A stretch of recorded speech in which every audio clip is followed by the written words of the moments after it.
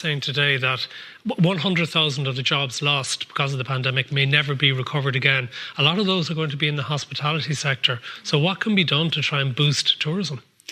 I think there's a few things as well that can be done to provide what certainty we can to the hospitality sector in these times. So everybody I've spoken to in the hospitality sector knows that with the pandemic comes uncertainty, and they've done an incredible job of opening at short notice, closing at short notice, getting through these incredibly difficult times, one of the hardest hit industries.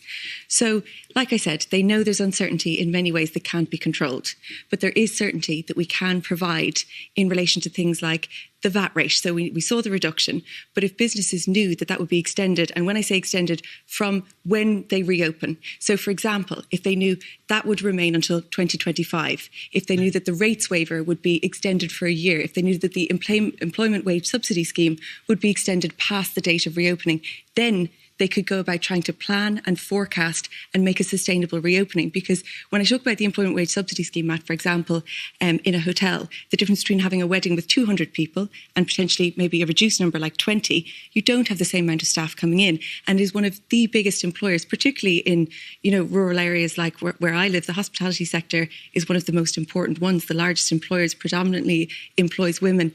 And Well, does that mean then that maybe it would be a good idea to have the lifting on a regional basis of restrictions? If the likes of Cork and Kerry have extremely low numbers, at least allow them earlier than the rest of the country to open up?